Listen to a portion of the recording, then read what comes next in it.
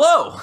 Welcome to episode 34 of We Have Issues. I'm Anthony. I'm Stevie Wildcard. And every week, Steve Wildcard and I get together, and we've been trying to make comic books for the past almost 2 decades now. Something's always gotten in the way, so recently we decided to take it upon ourselves to hold ourselves accountable with this podcast. We're trying to do our best to kind of bicycle kick all of our problems in the face. That's right, Mortal Kombat references. We're not going to talk about it this week, next week. But we're trying to do our best to just flawless victory all of our issues, and just tear them in half, rip out their heart, let them, just bleed and beat in our face while we get something done.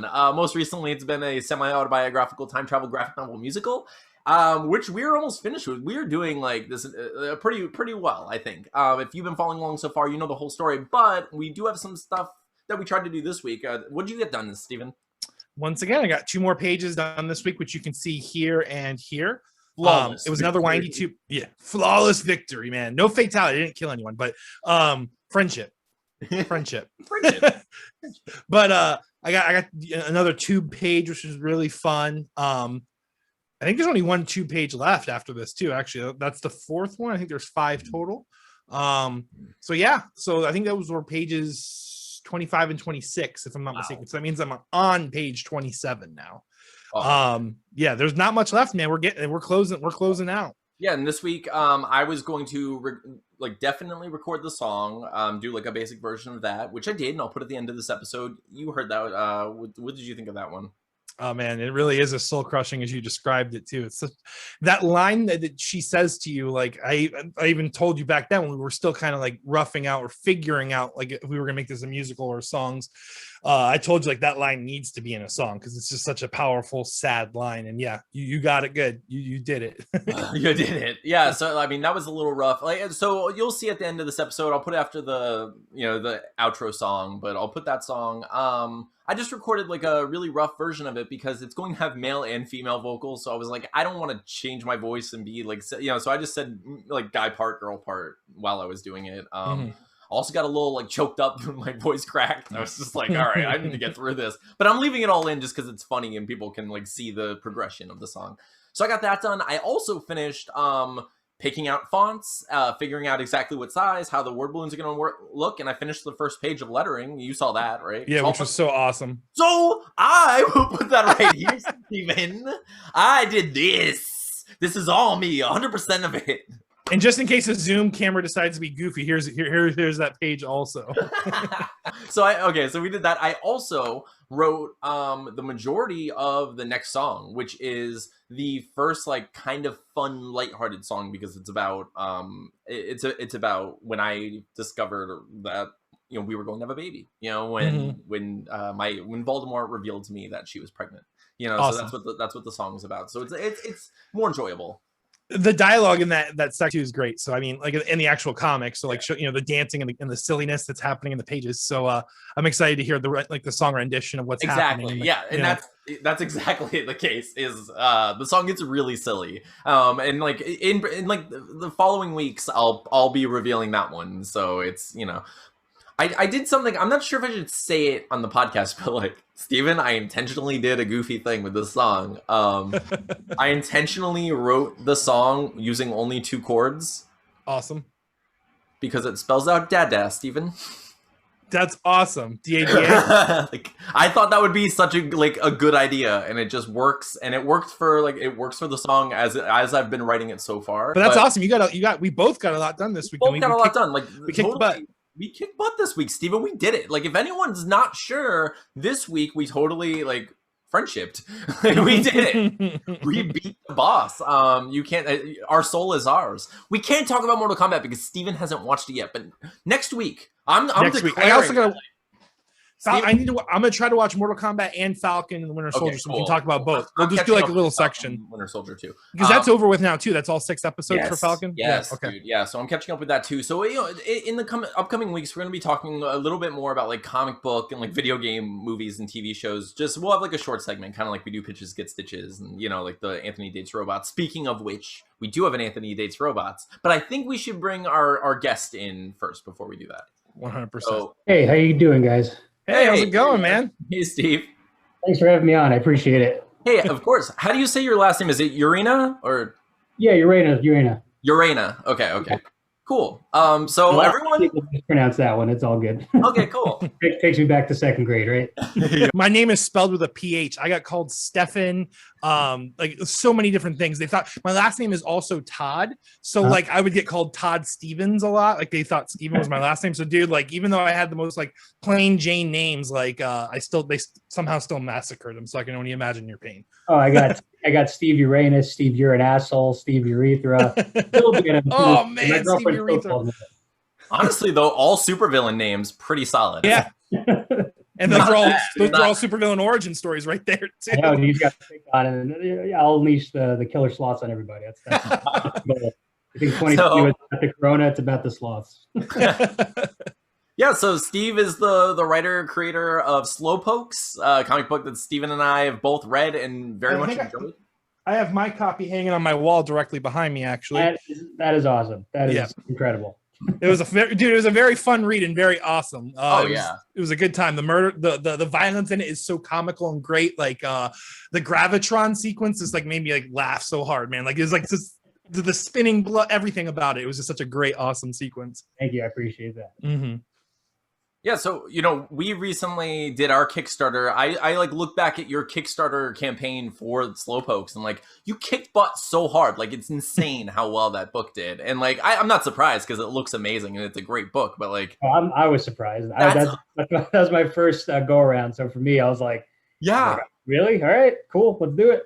No, like, oh my gosh. I mean, aside from the fact that it's like, I know like you're going to be humble because whatever, but you're a super villain. Just like own it. Like that's it's a I knew I was going to get eaten. The whole time. You all fed into my bullshit. But like, okay, like how do you account for the overwhelming success? So did you do anything special? Were you like on social media? Were you, I mean, for me, just for promoting Slowpokes, I wanted to just have as much fun as possible. So like for me, I'm a copywriter when I'm not a supervillain, I guess. So so for me, like when writing comics, I just want to have fun. I just want to do what I want to do and just have fun and entertain. And that's what I always want to do. And especially when I was running the Kickstarter, I was like, you know what, I want to do stuff that I would want to see, as a reader, especially getting killed by a slowpoke. People, you know what I mean? I had it at a pretty high price point and it sold out. And I was like, all right, I think we're off to the races then. Oh, no, that's beautiful. So that was your first campaign. So right now, all of my stress, because we just did ours. It was thankfully successful. Not as much as yours. You win. We get it. No. Look, you guys had a song. You guys have a very cool concept. I backed it too. We appreciate it. But like all of my stress right now is on the shipping and stuff. Like that's all. That will get you. I mean, that's the thing that I wish Kickstarter had, already in place, because that would just be easy. I feel like they could just work with the post office and be like, hey, you ship it to Singapore or whatever, $25 done. Yeah, that was the hardest part because you had to kind of guess. Like at least within America, it's like $3, so it's like all right, cool. But anywhere else, it's like chat roulette. You don't know when you're gonna get penis. There's gonna be a giant penis or a small penis. Could be a small penis, but a costly one at that. A costly small penis is not what we want. Okay. So it's so hard to like look forward and know what size penis you have to pay in order. What Stephen? What do you? I think that might be a shirt for you guys in the future for your Kickstarter. It's like maybe you'll get regular size. Maybe you'll get. No, but you did amazing. I just like, how many books did you end up shipping yourself? Did you do it through like a printer? No, I went through a printer. I went through Comics Experience. They had their own printer called ONS Printing, and it's very reasonable. So if you guys ever need printing, I could shoot you guys the email. They're very reasonable. They were fast. They're easy to deal with, easy to work with. And like I was so lucky in terms of that because Comics Experience, just like getting taught by them and going through Andy Schmidt and like Paul Aller, very nice guys, and just they handled everything. They found me letterers. They found me colorists, inkers, all that stuff in one. Just by paying a bundle, I was able to get all that done, and it just saved me a lot of headache because I've heard horror stories of people working with artists or just working with people that they don't know. You don't know what you're going to get. Somebody that I talked to tried working with an artist, and the artist was like, "Oh, this is half my character too," and they're like, "We didn't talk about that. Like, I can't work with you anymore." Yeah. Oh wow. Yeah, see, Anthony and I have like the fortunate, like we control everything, every part of the creative process. So like I don't think we have to worry about that side of the business, which is I guess a blessing to us. Yeah, I own yeah, 100%. Steven does all the work.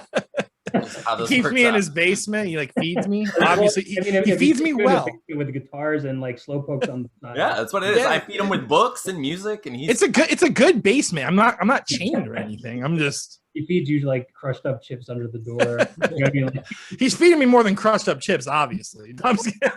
You guys have always seemed like a lot of fun on Twitter. So I'm like, I would love to do their show, and just like going through on YouTube. I'm like, they have a lot of energy. They're having fun. Like, that's what these podcasts should be all about. Yeah, we're so happy to have someone like we've been. We've had a couple of guests on so far, but they've just it's been like Steven's wife. And then we had Michelle, who's like a listener of the podcast and like a fellow writer, but she doesn't have the comic book experience that you have, and we just need to like squeeze you like a sponge and learn from you. And there's nothing that's off limits. Like I was on one podcast and they started off with like, "What's my favorite sandwich?" I was like, I would love to be asked.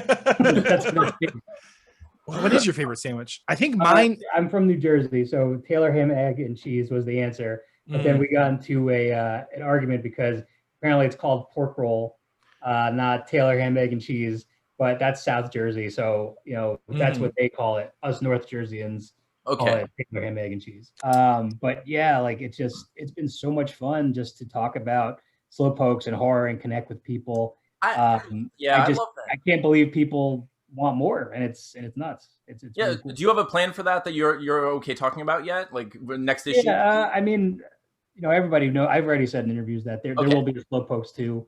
Right now, I'm trying to finalize everything and just make sure, before I release stuff for it. Of course. I already signed off on it, so it is coming at some point. I just got to figure out. I just want to make sure that the art is done, everything is done before I put like a date on it or anything. But there will be a slowpokes too. I do want to ask, like, before we move on to like other silly stuff that we have to do. Sure.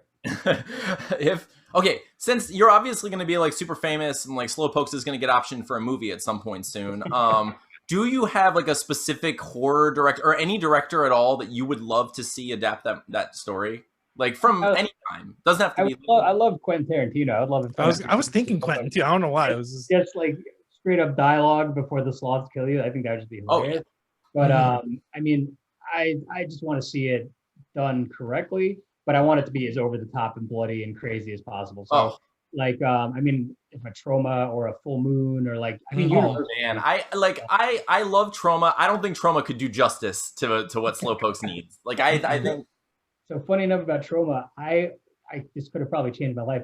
I had to turn down an internship at Trauma. Oh no! I applied for it. I was maybe I was like 20, 21. I was done with college and I applied to them. And they were like, yeah, sure, just come on in. But it was in Long Island. And they were like, I'm from New Jersey. And they were like, we can't pay you. I was like, there's no way I can justify. I can't do that every day. There's no way. But you would have probably written 7 Trauma movies and 3 books by now. Because that's that's probably what would have happened. I mean, you would be James Gunn by now. What I'm saying, Steve, is you need to get in that basement with Steven and all sandwiches. It's a Steven cave now. It's all it is. 2 Steves.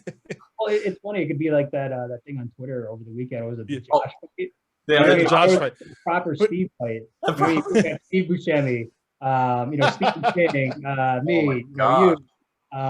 Steven Seagal. I think that's more interesting than a Josh. I think the first part of the fight. Steven Dorff. Well, the first part of the fight would have to be to determine if the PH or the V is the king. Because I mean, I'm a PH. You do the West Side Story where it's like the PHs are all It starts off as like a side versus side with the V's versus the PHs, and then whatever's left is like the final battle royale. Battle royale for sure. Yeah. So Steve, I don't know how much of our podcast you've seen, but you've seen us on Twitter, and you know some of the stuff that like I post or we post. So I've been getting a lot of these like bots and scammers lately in my DMs. I don't know if you've seen. Those are amazing. So I get a lot of entertainment reading those. Okay, so it's so funny because these people, that's their job, I guess. So then they just have to keep going. They have no choice. It's amazing. Like it's okay. Like I worked at like I worked at a phone place, like a phone call place where I'd have to call out and basically do cold call surveys for people. Yeah. So I'd have to read through prompts and they would just be saying awful things to me. And I'd be like, There's some, there's some nerd in my ear going like, you can do this. Keep doing it. Read your prompts. And this person's just saying awful, unbelievable things to me while I'm talking. And I'm like, this like 16, 17-year-old person just like, did you see that commercial about seatbelts? Oh man, oh boy. So it's just like, you have to. I used to do that in college. I worked at a call center and I got bored of it. And so I was like, you know what? I've never been fired from anywhere. I want to try to get fired. I was just like, all right, I'm just not going to care, not going to do my work, whatever. And I ended up talking to this lady. And then she was like, I was like, oh, how about a $50 donation? She's like, I'll give you $500. And I ended up getting promoted. Oh my God. I was like, I don't want to be here. I want to be fired. I hate this. I'm the boss now. You're lengthening my stay here. Yeah, I don't want it. So we're going to present to you today another interesting episode of Anthony Dates Robots. And this was on Twitter. So do you have it pulled up, Steven? Oh, I have it ready. Okay. I think the first things first. His name's David T. Wong, but I think the funny part is his @is @David T. Wong too. So he's like the second David T. Wong. Okay, well, a lot could be him. Go ahead. It could be him twice. I mean, that's what I'm saying. So a lot of these scammers, especially the ones from Gambia, they'll make the same name and they'll just 17 of the same name over and over and over. So it could be. Why mess up a good thing? I mean, David T. Wong has probably worked in the past. You gotta have the two accounts. So, but the thing about David T. Wong is you can tell almost immediately that he's actually typing. He's not a person who's just sitting at a desk hitting like copy paste. He's not pasting me prompts like most of them do. I think he might do one or two. Yeah, I think he did one prompt, and then he just kind of quickly moves into just responding to the things that I'm saying. And he wanted to, man. That's what he wanted. He knew what he wanted. It's so amazing. So in this, I'll play the part of me. And Steven, are you comfortable playing David T. Wong? I absolutely am. I haven't even read this, so I feel like that's the best thing for me. So that way I can just laugh mid sentence because I've never read these yet. So yeah. Okay.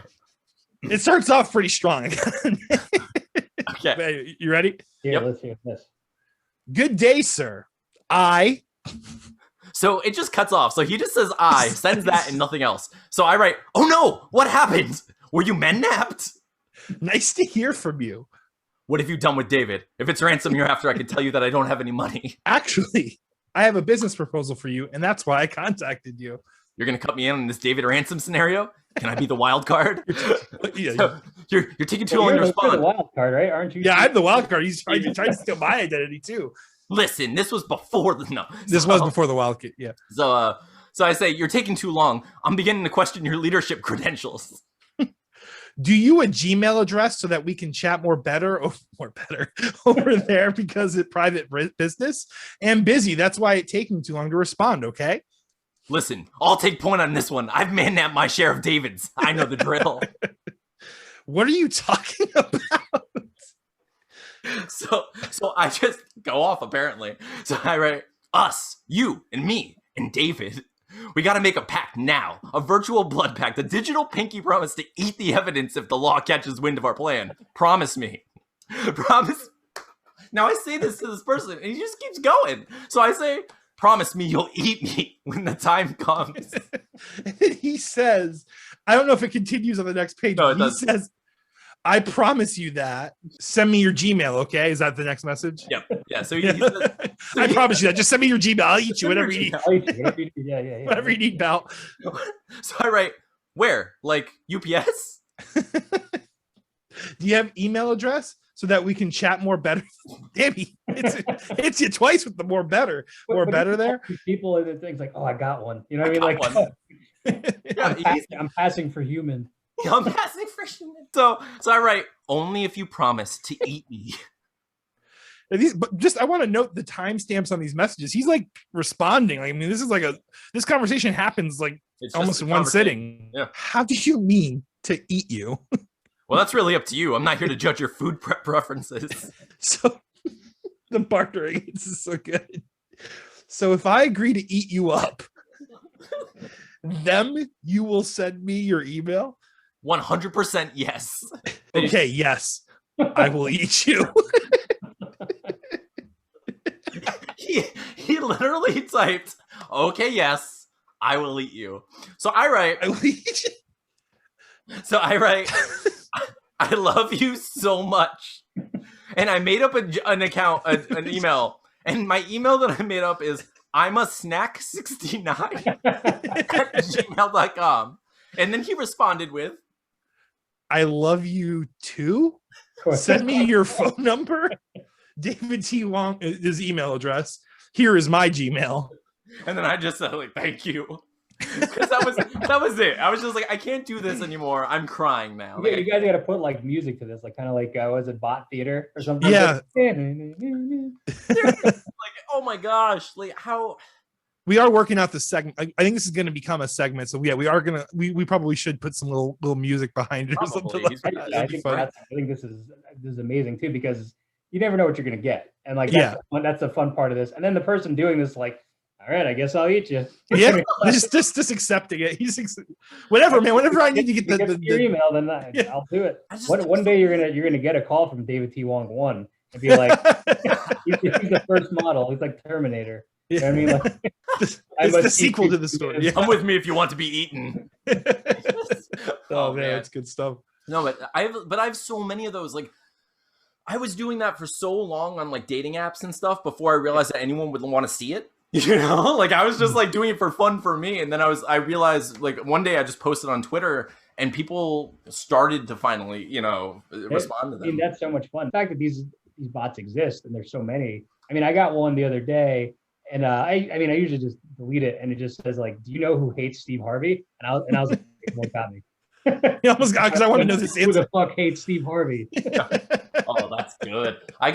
Oh man, yeah. Like now I have friends messaging me. Like I have people on Twitter who just know to DM me when they find bots who are like sliding into their DMs. So I just see like, but what's weird is I'm a little jealous because I get the same like Bitcoin and like Gambia scams over and over. I need to make a fake profile so I can start getting some of the, like marriage proposals. I've gotten one. I've been engaged once, and it was through Instagram. I've been engaged twice technically. Once in real life, obviously worked out well. It didn't work out well. There's a whole musical about it. No, but the second time I was engaged, it was through Instagram, and like I wish I could send you that. Actually, I could send it to you, but it's a little long to read this week. We'll do it another week. But I got engaged one morning, and it went on, and it was so funny. But that's amazing. But that was the only time. Other than that, it's like the same stuff on Twitter because it's like a male profile with like whatever information. That could be a comic in itself, and that sounds kind of like a horror movie where like you think you're talking to real people, but everybody around you is a bot. You know, oh yeah. I mean, everyone just has a prompt of like how to talk to you. Like, you have the same conversations over and over again. Just kind of like a Truman Show. Yeah, that's exactly. Yeah, Twitter is our Truman Show, huh? I guess. I mean, it is funny how those bubbles work. Like, okay, that's a good question for you, actually. Not that like we're still asking Steve. This is called Ask Steve Another Question, even though we already finished doing that earlier. We already finished that segment. No, so like, okay, so on Twitter, what is your experience like? Because do you have a good relationship with the comic book community on Twitter? Because I realize that like for me, I mostly have relationships with like the writing community on Twitter and somewhat the podcast community on Twitter, but like the comic book community basically just treats me like I'm like one of those giant naked monsters in Attack on Titan. Like I'm just like trying desperately to flop my way into their world. I mean, everybody's been pretty nice since I've been doing the comic book stuff. I mean, I definitely get more responses talking about comic book. Like, I'm a big UFC fan. UFC was last night, and like, oh my god, that leg. They're like, "What? No sports? No." Like, you know what I mean? You want to talk Spider-Man and Superman, and Green Lantern, and all. But no, everybody's been really kind. I mean, I started last year with like 2 followers, and then I started just every time I can to promote my book, I was like, "Oh yeah, I'll do this because one, it'll be funny and if people get mad about it, whatever, I don't really care." Yeah. But because like I've seen some, like I saw on Facebook there was like a sloth lovers forum, and I was like, oh, this is the place. I was like, this is where I need to go. These people love sloths. It's like, I want to see what happens. So I was like, hey guys, Kickstarter, I'm running this thing, fast killer sloths. Some lady got so mad that she like it took the time out of her day to be like, this is not right. Like, you know what I mean? Like, this is terrible. Oh, no. It should never be fast and killer. Like, you're sick. Like, you're basically. I mean, first of all, lady, like, that's how we're tickling the brain here. I know, but that lady could have just like gone on and just been like, I'm not going to respond to it. But it fucked up her day so much that she had to be like, "This, I can't let him get She's away." like, people already murder sloths for no reason. They don't need more reasons to kill sloths. I know. I guess. I mean, who kills sloths? Steven, is that a thing? Are people out there? Maybe they are. Like, that's why you're in that basement. I don't know, man. Killing have sloths. so like, so did you do a lot of research about sloths when you worked on this book, or did you just like? I looked up some stuff, but I didn't do like a deep dive. The second one I did more of a deeper dive. But I was just like, oh, if they're fast, and I know that they, it takes like a week for them to poop, and like they're I think their fists don't retract or something with the claws. But I was like, they're already fast. I got to kind of make my own rules here. Yeah, because if they're killing people, they're already going against the sloth way, which is for sure, people and night and everything like that. I think they grow like mold on their bodies too, so you can even go like a toxic mold route or something like that. I've been pitching him ideas, Steven. Steven. I think they're called, I don't know what the name of it. I think it was not Ethereum. Ethereum is like the Bitcoin thing, right? There's like the ancient endangered sloths. You know what I'm talking about? They were like the giant, yeah, the giant one. I think giant Ethereum or something like that. I gotta look it up. I might be butchering the name. But like, I definitely want to do all that stuff. Was that like the 6 foot something sloths in like Brazil or something? I forget where they were, but like prehistoric times, they were like giant sloths, basically. Yeah, living among the land. So like, that's nuts. If I had to do a time travel thing where they go back and they like take these things and bring them to the world, like they're already fast. They could get up to 88 miles an hour and just travel. Yes, that's right. That's right. There's like a Doc Brown sloth. Yeah. We gotta go back. We gotta go back. And then we gotta go back when we were apex. Well, were they? I'm not sure if they were apex predators when they were land sloths. They were probably the same deal, I would imagine. But yeah, I don't know. I gotta look into it. But just those giant sloths fucking everybody up. I think. Yeah. So okay, Steve. So how did you? You have to have like hundreds of ideas, right? Like, I mean, like you're a writer, so I know you just have a whole like itinerary or like a whole inventory of like potential ideas that you could possibly work on and want to work on, right? Like I know that's how I am. That's how Steven is. Like it's like we have to choose. Like it's not like throwing darts. It's like I really want to work on this one thing. What made you land on Slowpokes? Because it's amazing. I just can't. It's really funny to see it. I'm like, I'm glad this exists. I don't get it, but I love it.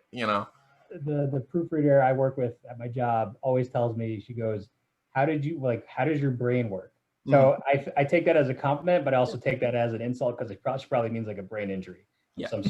But for me, with ideas, I want to work on stuff that excites me, even if it's ridiculous, because it's like, what's the worst thing that could happen? Because in comics, I feel like it's more free.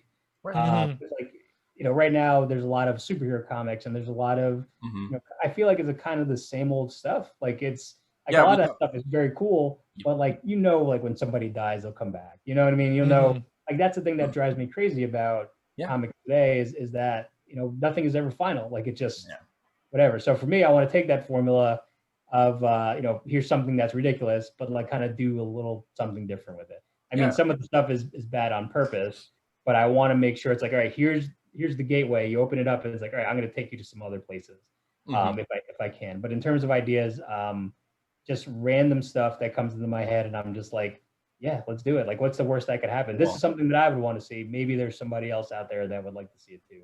Or I'll just fuck up that lady's day. Like I'm So you heard it here first. Steve created Slowpoke specifically for the one lady on that Facebook group. But that idea came from like just, at the time, I had the idea a few years ago. Yeah. And we were talking about at the office about like all those ridiculous sci-fi movies that were happening. So like Sharknado, right? Like Sharknado, Mosquito, and things like that. Puppet Master, all those types. Yeah. And I was like, oh, what are they going to do next? Like sloths become fast and become killing machines? And I was like, there might be something to that. And that kind of stayed in my brain. I just didn't know what the outlet for it was, because I'm like, I'm not a director or anything. I'm just a copywriter. Yeah. And then I always wanted to write for comics, but I felt like it was harder because there's no schools. There's not a lot of schools, at least that I know of, that are just specifically the writing. Like a lot of the times it's the art, but my art is terrible. Like the guys that I work with, they're like, you have a style, but it's like a weird style. Like it's not good. Like it's not, my drawings are not good. Like I always want to be a comic artist, then I put pen to paper, and my mom is an artist, and then it just wasn't the same. Like, it just wasn't the same as hers. So I was like, oh, I always want to write. And so I saw a comics experience, and I was like, oh, it's online and I could do it whenever I want and they'll teach me. Let's give it a shot. Then I took one class, loved it. And then the second class, the one shot, we were talking about ideas, and I was like, oh, maybe that's where the sloths come in. I was like, that'd be fun to write, just, for my own amusement. And people in the class liked it. And they asked me, would you want to get it done? I was like, you know what? It's already done. Why not just put it towards it? Worst comes to worst, one person reads it. Worst comes to worst, it just never happened, but it's something I could look back and be like, hey, I did this. And now it is nuts because like over 400 people have it. I'm like, this is crazy. So we'll see what happens with that. Yeah. So like through comics experience, they set you up with an artist and with with the whole team. The whole team. And is that wow? That's awesome. Is that just something that they do for anyone for a specific amount of money? Yeah, I think so. And through their creative services, if you have a script, you work with them, and they will, of course, if something doesn't look right or anything like that, they'll look at it and be like, hey, this doesn't work. Or I'd like to workshop that. Can they also co-host a podcast? Can they also like talk to me about like my bad dates and like bad dating and like that too? Comics experience can do all those things. They can get you out of that basement. They can you son of a bitch. So you heard it here first, fellas and ladies. I have issues. But do they have a bro Thor vibe, bro? Like they can't just give that to you. They can't just. Maybe they can actually. Just gotta pay them a little more. They'll wear it for you look on their site. They won't do it for chip crumbs. I tell you that. There's like the tiers, like first tier comics, second tier your love life, third tier. Cost you extra, but we'll get you through it. Yeah, I feel like if they don't offer that service, there's room, and we need to start. Steven, let's pivot this. I'll have to email them both and be like, "Hey guys, I think you might be getting rich here, so I want to cut." You know what I mean? Yes. No, you deserve it for sure. I always love that stuff when like you actually do think of a way, you're like, man, if only they did this, they'd make a lot of money, or it would be amazing. And then it's like, wait, I could do that. I couldn't do that. I can't do that. I don't have. That's how I look at the podcast too. It's like, I'll be right back, guys. Like, I'm gonna go do that. But man, yeah, I think of that all the time about Netflix, where I was like, I wish Netflix just had an option on audio to choose director's commentary. Yeah, that's all. Like, why isn't there a Netflix for director's commentary? Like, I feel like with some of those movies, they probably own that, right? Like, yeah, I know it's in the DVDs. Why don't you just add it? Add it as like an audio. Like, well, it's so easy, because I miss that. I don't even have a DVD player anymore. I guess I could like watch DVDs on my computer, but I used to just pop in DVDs and watch director's commentaries, like old movies, all the time. Well, now that we're in the future, like whenever they do new updates for computers, like they got rid of the disc tray. I was like, what? Like, why? Yeah. Why? Oh, like, yeah. What I want to do? What if I want to play Myst? Right. Oh man, Myst. Oh god. Okay, I only had one other thing that I definitely wanted to ask you guys about before we like kind of wrap up. Okay. Are you familiar with the movie WALL-E? Yes. Have you both seen WALL-E, right? Yeah. I actually haven't seen it, but I do know what it's about. But I haven't seen it. So are you gonna have robot legs? Because I could just see you from like the waist up. So here's the thing, guys. I'm so mad at Steven right now for not having watched WALL-E in his whole life. Like it's not even worth talking about now, Steven. You just ruined my whole life. Steven, I love you anyway. He doesn't. Okay. I'm gonna spoil WALL-E for you. Oh yeah, destroy it for me. Spoil it. Ruin every aspect of it. Destroy it for I'm gonna spoil this movie. So first of all, it's a Pixar movie, right? Like, so everyone knows it's a Pixar movie. Now, what does that mean to you guys? Does that mean like it takes place in the Pixar universe, right? Mm-hmm. Like, I think it's fair to assume that like with all of the Easter eggs throughout the various movies, it takes place in the Pixar universe, right? So this movie is set in a somewhat dystopian future in which the Earth is just littered with trash and basically destroyed. It is just post-apocalyptic, and all of the humans have taken to the sky. Eventually, those humans Well, okay, so Steven, I don't know if you know this, but what happened to the humans is they're taken to the sky. They're in this like Elysium-esque like spaceship, just kind of floating on a magic giant space cruise.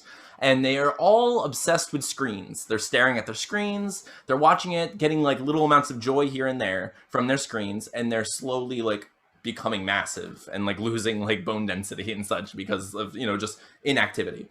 So they're gone forever. Eventually, they learn that there is some plant life growing on Earth, and the ship returns to Earth, right? What are they returning to, guys? Are they returning to a world of toy raiders? Do you think that the toys would just, like, pretend that everything's okay after the humans abandon them like that? Ooh. Might be onto something. That might be like some Mad Max, but it's all toys. It's all toys. It's the boy Mad Max. Yeah, it's in the desert. My theory here is like, that for batteries and stuff. Yeah, well, exactly. So because what I'm imagining is, because in Pixar we do know that the monsters use the humans to fuel their reality, right?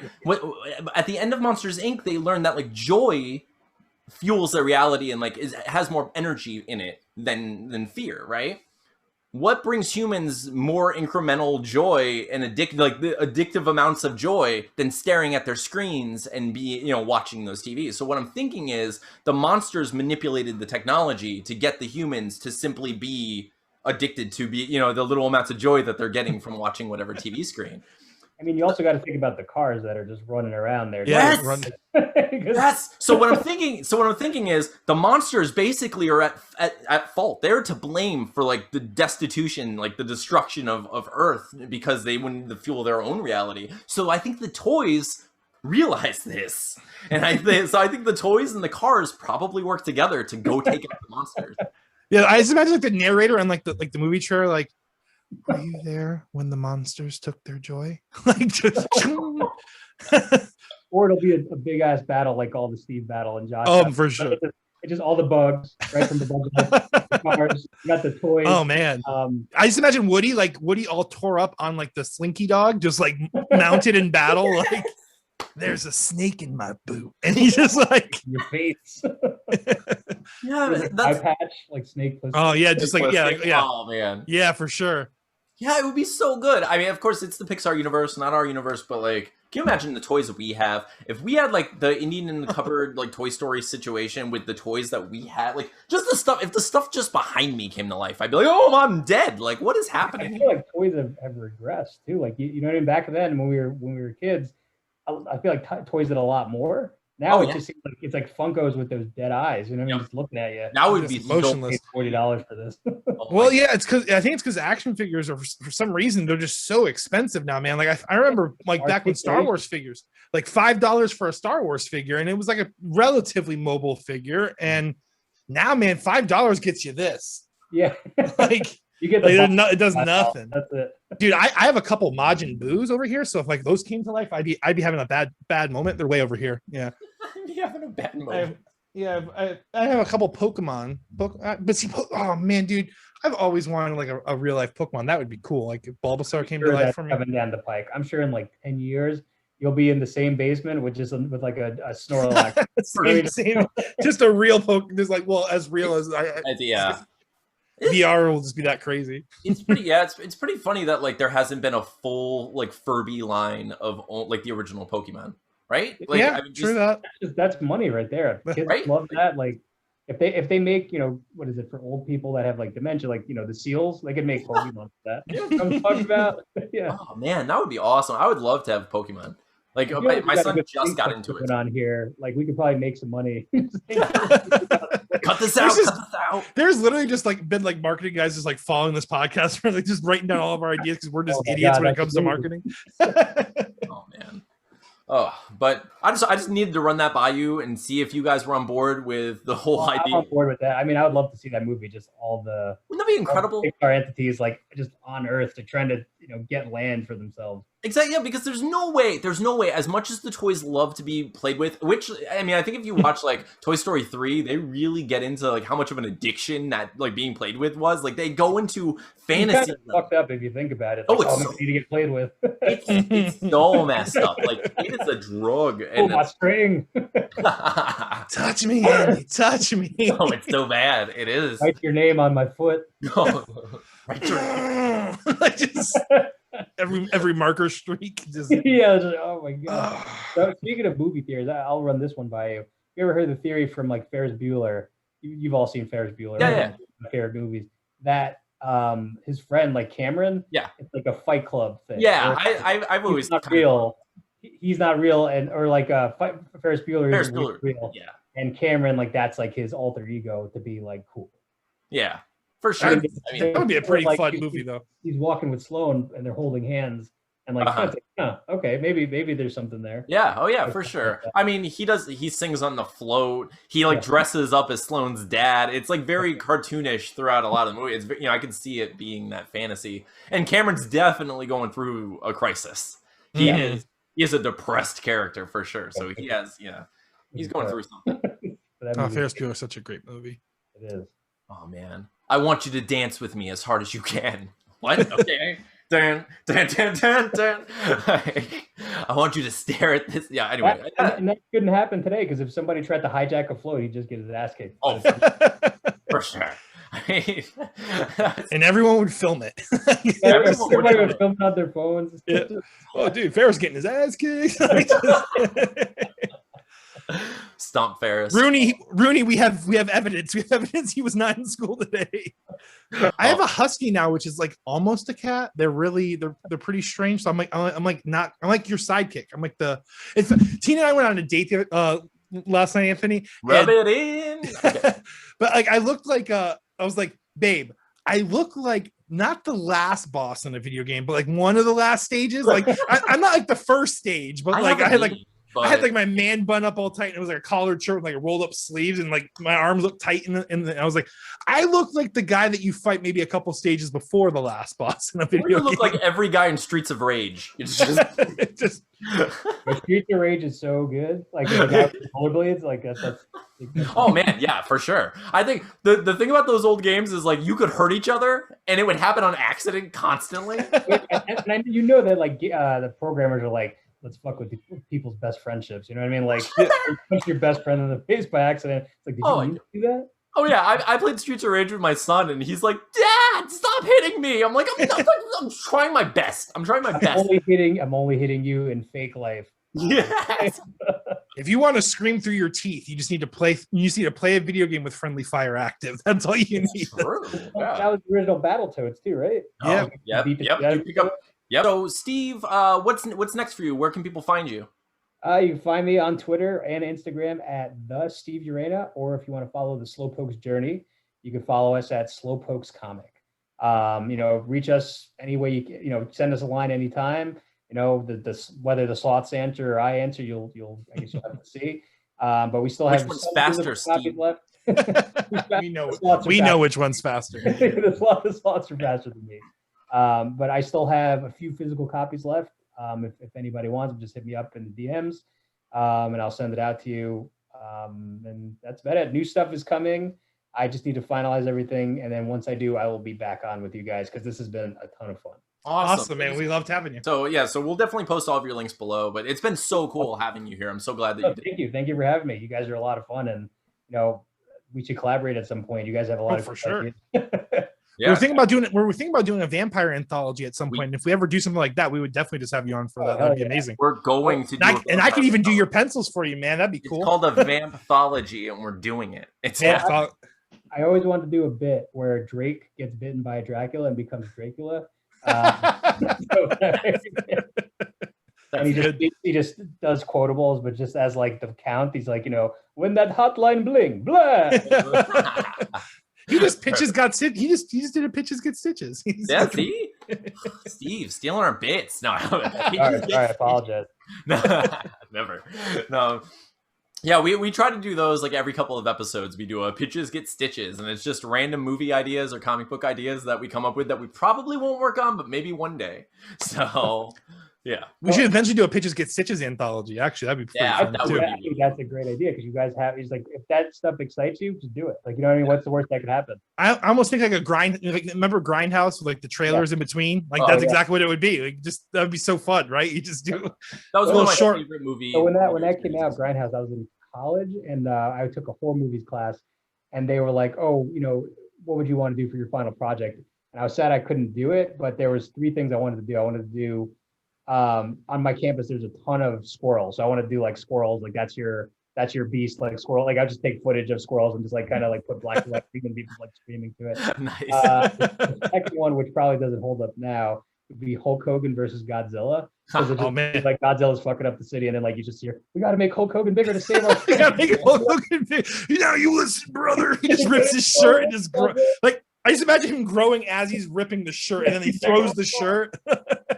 And then the third one would be, and again, this might be out there. It would have been called, and I might still do this one. It would be called Boner Killers 3, where it'd be like it'd be monsters that like whenever kids or people are about to have sex, like these monsters come and kill them. Nice. But there would never been a first and second one. It's just like Boner of course, Killers 3, that's like, amazing. It's just right to the third. That one should be produced by Troma for sure. Yeah, that one I might use at some point for something. But, but all right, but yeah, thank you guys for having me. Appreciate it. I want to talk to them out offline about some of these new things that I'm doing. But I will be back on this show to talk about it when the time is right. For sure. Thank you so much, Steve. If you guys ever want to spitball ideas, because like the other thing is I'm a copywriter and I help with like marketing and stuff like that. Oh, cool. If there's anything I can do to help with like, hey, you want to pitch ideas or spitball ideas for like how to promote your comics or anything, please let me know. I'm always happy to. Awesome, man. We definitely appreciate that. Yeah, because you see what I do on Twitter. I don't know what I'm talking about. I don't know what I'm talking about either. I'm just doing shit that I'm like, this will be funny if I did it. Like making the Slowpokes have their own Twitter and just using sloth gifs and that's funny. And like that, I was like, all right, that's it. It feels like there's more response to it right now.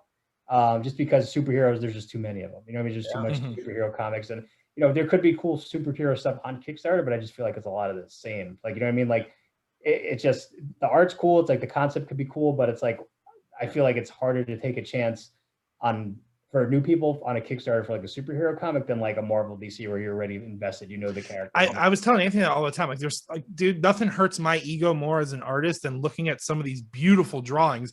But then the thing that gets me is I'm like, but man, these ideas are so basic. Like, it's such a basic concept. And it's like, yeah, the art's cool and all, but like, this is just Superman part 30,000. Like, this is just your version of Superman. It's like, yeah, there's a million of that. You need to have stuff that stands out. And I feel like that's at least my goal. Like, I might not be the best writer, but I know that I'm like, all right, sloths, that's going to at least get somebody's attention. Yeah.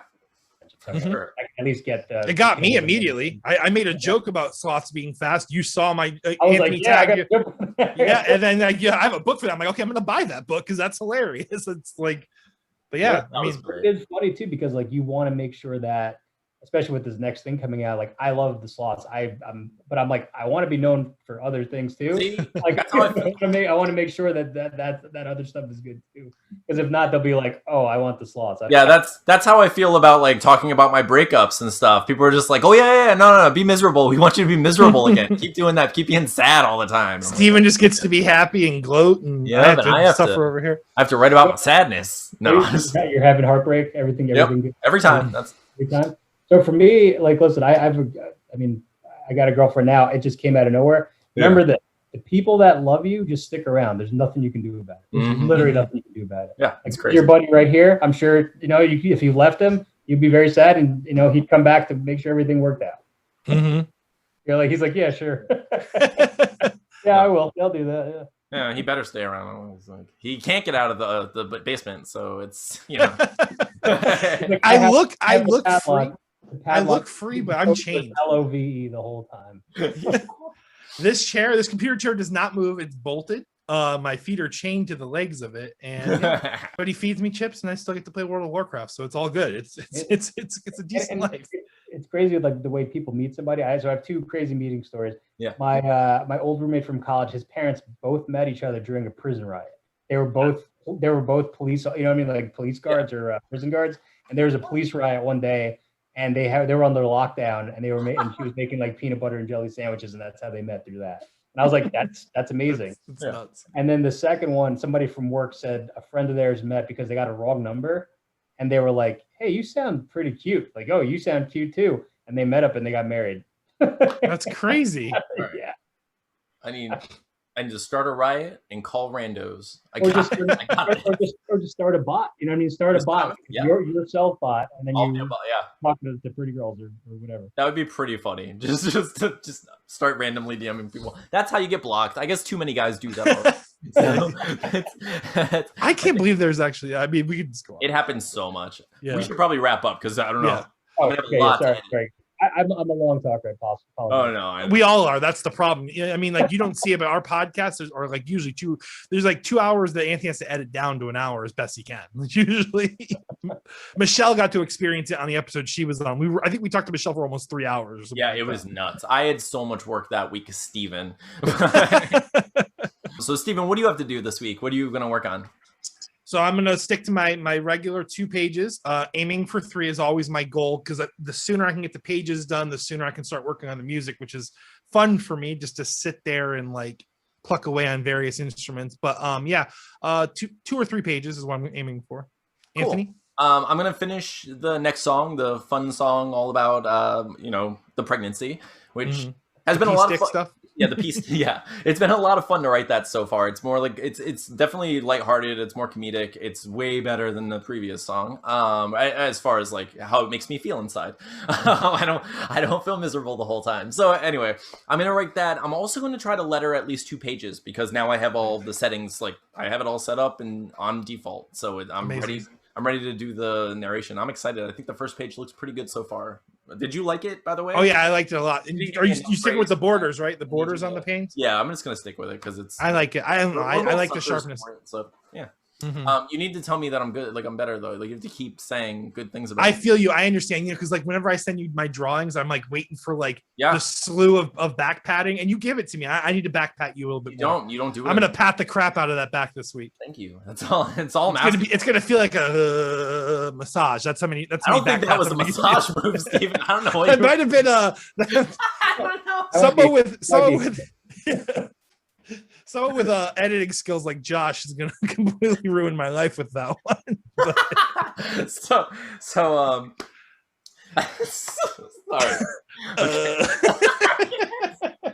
So you can find us everywhere there is to find us online at facebook.com/group/wehaveissues podcast. You can also find us on Twitter at twitter.com/wehaveissuespod.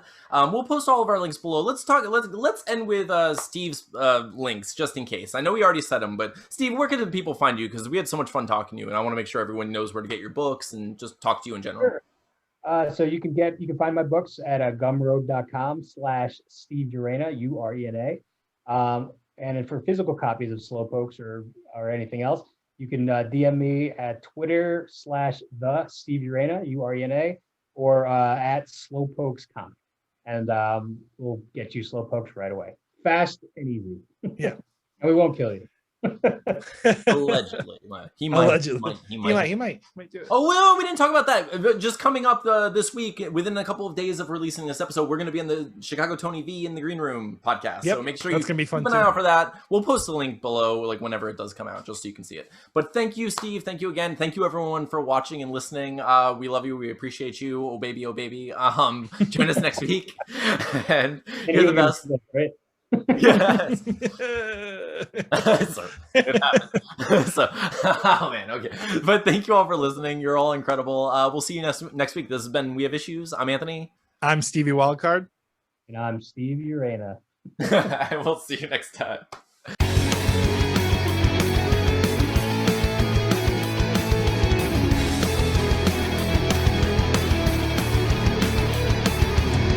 Not anything. Oh, I'm gonna cut stuff, Steven. It's gonna happen. No, you're gonna cut stuff, but the stuff that's gonna. I always cut stuff. I cut so much stuff, Steven. Like I can't cut the dark joke. Are you gonna cut this? Well, I'm recording now, so I'm gonna put this. But you gotta cut this, though, right? I mean, you're gonna record. You're gonna cut the recording. So I can put the other stuff. I'm recording, and then I'm gonna cut this out, and I'm gonna put it somewhere else because I have a cut segment and I have a non-cut segment.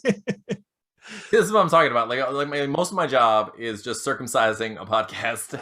Ideal Like this? Like this. So you did hand motions that were unacceptable in human society, and not just in just we're not supposed to be doing. Dude, when I was trying, I don't know if you ever had like the like when talking about massage. I'm like trying to hide my hands so I can show you what I'm talking about. Even during the podcast, Steven was trying to show, just beating it, just beating on someone, just beating someone. Their back specifically. But their back specifically, like getting it done. But then Andy's like, the funny thing about my back is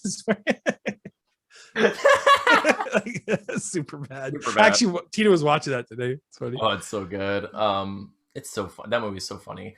It would be better with zombies. No, it wouldn't be better, but it'd be funny with zombies. Yeah, I don't know. But all right.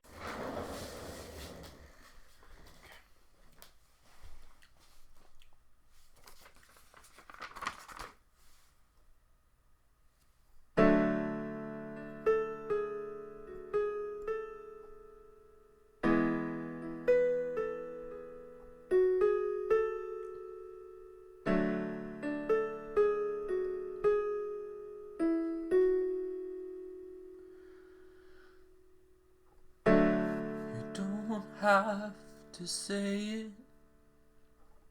You don't have to replay it. I've been through this so before. I've heard all of your words. I've suffered through the worst. Still you walk right through that door and say, and it's the girl's part, I'm not your forever. The time we've had together was more than I could have asked for. Can't carry on this way. I'm collapsing under the weight. I just can't do this anymore. Then it goes back to the guy's part and it changes too. I should have seen it coming. I know that there were signs. Sometimes we see what we want to see, and otherwise we're blind. Then it goes to the girl's part. I never saw this coming. I thought you'd always be my man. Sometimes things just happen. It's time to let go of my hand. And the guy's part. How can I just move on now? It's been my home. And the girl. The locks have changed. You have no key. It's time to let me go. The guy. I should have seen this coming.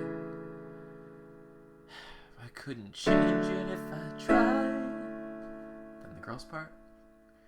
With the seeds of love we reap what we sow. If we don't water them, they die. And the guy's part. You're about to come home from work now, and I know just what you say. I've heard the words before. You don't forget the kind of day. But maybe I'll be okay. Maybe I'll find my way. Still it hurts to hear you say